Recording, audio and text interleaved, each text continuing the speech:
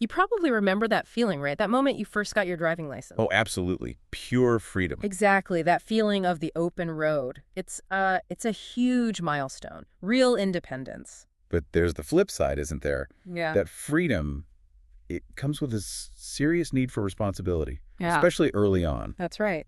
And that brings us to our topic today.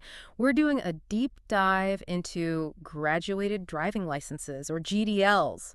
They're getting a lot of attention in England right now. Yeah, they really are. So what we want to unpack for you today isn't just, the definition of GDLs. Right. We want to get into why they seem to work, what specific ideas are being floated for England, and where they're already up and running globally. And look at the arguments, both for and against. Really get into the nitty-gritty. Exactly. Find those aha moments. Okay, so let's start with the basics. GDLs. For anyone maybe not familiar, these aren't just your standard learner's permit. No, not at all. Think of it more like stages, a multi-stage program. So you gradually get full driving privileges. Precisely.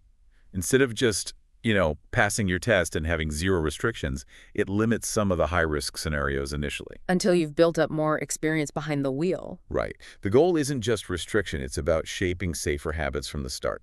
Makes sense. And you mentioned England is looking at this. What's actually on the table? I know nothing's law yet. Correct. It's still under review by the Department for Transport. But some key ideas keep coming up.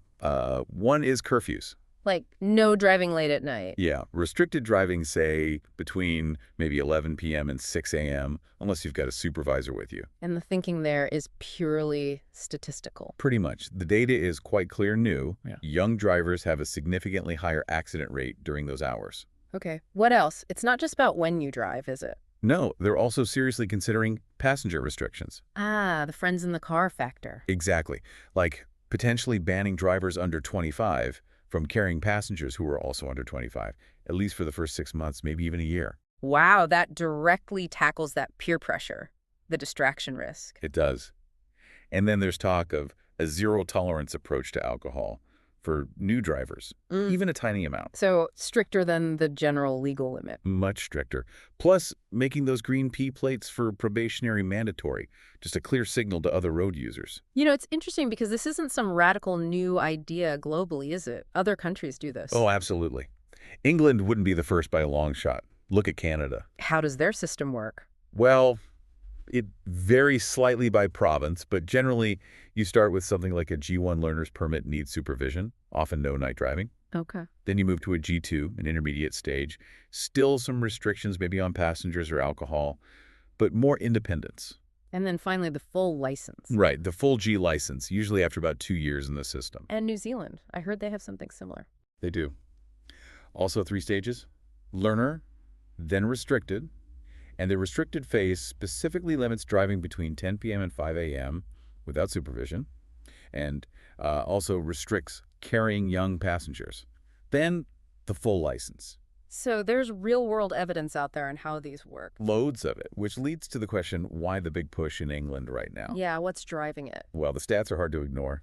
Drivers aged 17-24 are just tragically overrepresented in fatal and serious crashes. It's not just inexperience, though, is it? That's the key insight. Yeah. It's often amplified by having other young people in the car, peer pressure, distraction, maybe showing off a bit. The risk factors multiply. Definitely. And you've got influential reports like one from the REC Foundation in 2023 strongly backing GDLs, plus very powerful advocacy from families who've lost loved ones and road safety groups. Their voices are really being heard. So the case for GDLs seems strong on the safety front. You know, proven results elsewhere, encouraging safer habits, maybe even lower insurance costs down the line. Those are definitely the big pro arguments. Reduced accidents, fewer fatalities.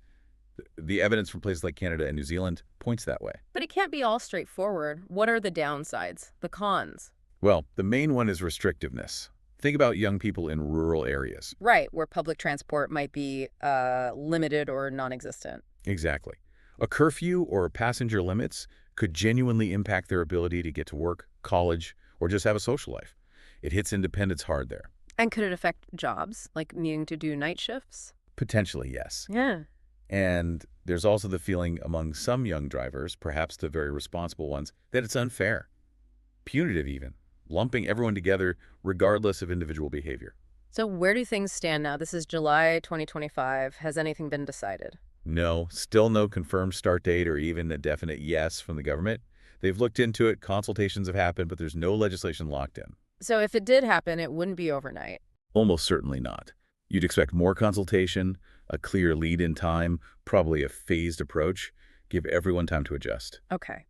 So wrapping this up, GDLs are clearly a major potential change for how new drivers learn the ropes in England. A really significant shift, yeah. Driven by safety goals, but with undeniable impacts on freedom and mobility for young people. It really makes you think, doesn't it? How do we strike that balance, that crucial balance between keeping everyone safe on the roads, especially new drivers, and preserving that sense of freedom and independence that comes with driving? That's the core tension, really. And it's a conversation that involves all of us, not just policymakers or young drivers. It's about the kind of society we want.